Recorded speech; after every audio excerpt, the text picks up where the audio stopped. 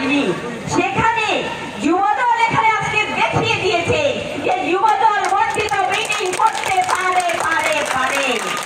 প্রিয় ভাইরা, আপনাদেরকে আমি স্যালুট জানাই।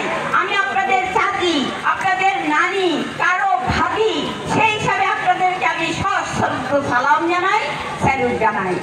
প্রিয় ভাইরা, আমাদের মহাসচিব সবসময় একটা কথা বলেন, উনি বলেন এখন যৌবন যার, যুদ্ধে যাওয়ার শ্রেষ্ঠ সময় তার।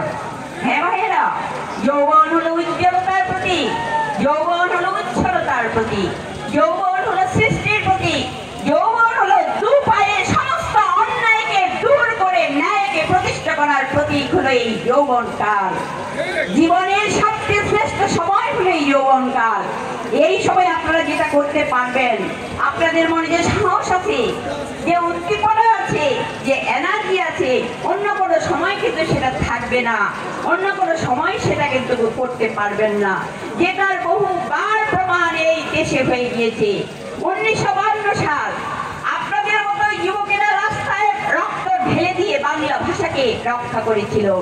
1971 সাল পাক হানাদার বাহিনীর বিরুদ্ধে যুদ্ধ করে দেশকে স্বাধীন করেছিল, সার্বভৌমত্ব এনেছিল আপনাদের মতোই ছেলেরা। 1990 সাল স্বৈরাচারী এরশাদের কাছ থেকে গণতন্ত্রকে ছিনিয়ে এনেছিল আপনাদের মতো যুবকেরা। আর 2024 সেটা তো দেখলো সবাই।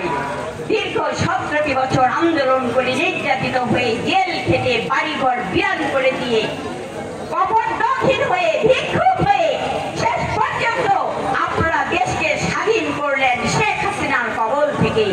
পালিয়ে গেল শেখ হাসিনা, আমাদের সন্তানদের রক্ত বুক করে পান করে পালিয়ে গেছে হাসিনা। আপনারা কি হাসিনাকে ছেড়ে দেবেন? না, হাসিনাকে ছেড়ে দেওয়া হবে না। যেভাবে হোক বাংলাদেশে এনে তার বিচার করবে আমার এই যুবদল যুবদল যুবদল। প্রিয় ভাইরা, বক্তব্য দেব না, শুধু এইটুকুই বলবো, 5ই আগস্টের আগে আমাদের এই ইউনিয়নে আমরা যেভাবে সবাই মিলে সুসংগঠিত ছিলাম, যেভাবে একত্রিত ছিলাম, যেভাবে আন্দোলন মিছিল মিটিং এ অংশগ্রহণ করেছিলাম, যেভাবে আমাদের মধ্যে আন্তরিকতা ছিল, 5ই আগস্টের পরে বুকে হাত দিয়ে বলুন তো সেটা কি এখন আছে? আসলে দীর্ঘ 17 বছর ধরে যারা আমাদের সঙ্গে বদমাশি করেছে, আমাদের উপর লাঞ্ছনা দিয়েছে, গঞ্জনা দিয়েছে, কেস মামলা খাটিয়েছে, জেল খাটিয়েছে, সেই আন্ডারগ্রাউন্ডে চলে যায় আওয়ামী লীগের নেতাদের সঙ্গে আপনাদের কি কোনো যোগ সাজস আছে? আপনারা কি নিজেদের নেতা কর্মীদের দূরে ঠেলে দিয়ে হাইব্রিড দিয়ে বর্তমানে একটু বেশি ব্যস্ত হয়ে পড়েছে? আপনারা কি আমাদের নিবেদিত প্রাণ যারা আপনাদের এক ডাকে ঠাকুরগাঁয়ে গিয়ে তারা আন্দোলন করতো, মিছিল করতো, মিটিং করতো, ক্ষুধার্ত পেটে বাড়িতে এসে ভাত খেতে বসে মায়ের গালি খেত, বাপের গালি খেত, সেই ছেলেরা আপনাদের কাছে আছে নাকি দূরে সরে গিয়েছে? আজকে আপনারা নেতৃবৃন্দকে বলছি, আজকে সেই ছেলেরা আপনাদের কাছে হয়তো নেই, হয়তো নতুনদের নিয়ে আপনারা পাগল হয়ে গিয়েছেন।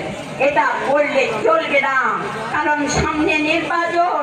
যারা হাইব্রিড তারা বিপদ দেখে সরে যাবে, কিন্তু যারা আপনার আপনজন, যারা বিপদে ছিল, দুর্দিনে ছিল, তারাই আপনাদেরকে রক্ষা করবে।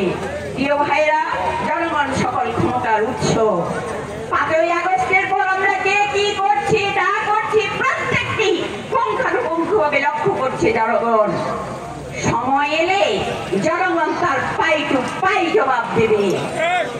এই জনগণ যারা শেখ হাসিনার মতো দুর্দান্ত শয়তানকে তাড়িয়ে দিয়েছে, তারা আমাদের মতো বেঈমান নেতাকে ছুঁড়ে ডাস্টবিনে ফেলে দিতে তাদের 1 সেকেন্ড সময় লাগবে না। প্রিয় ভাইরা, আমি শুধু এটুকু বলবো, সামনে নির্বাচন, 22 ফেব্রুয়ারিতে নির্বাচন ঘোষণা করছে ডক্টর ইউনূস। ফেব্রুয়ারিতে নির্বাচন না দিয়ে যদি নির্বাচন নিয়ে তালবাহানা করা হয়, নির্বাচন নিয়ে যদি পায়তারা করা হয়, তাহলে আমরা আবার রাস্তায় নামবো। বলেন, আপনারা কি প্রস্তুত? আপনারা কি প্রস্তুত? আপনারা কি প্রস্তুত? ইনশাআল্লাহ আমরা প্রস্তুত। এই বাংলাদেশে আমরা নির্বাচন করব। বিএনপি ক্ষমতায় যাবে এবং জনগণের কাছে দেওয়া ওয়াদাগুলো আমরা এক এক করে পূরণ করব, এইটুকু প্রত্যাশা ব্যক্ত করে আপনাদের সবাইকে ধন্যবাদ জানিয়ে শেষ করছি। খোদা হাফেজ। বাংলাদেশ জিন্দাবাদ।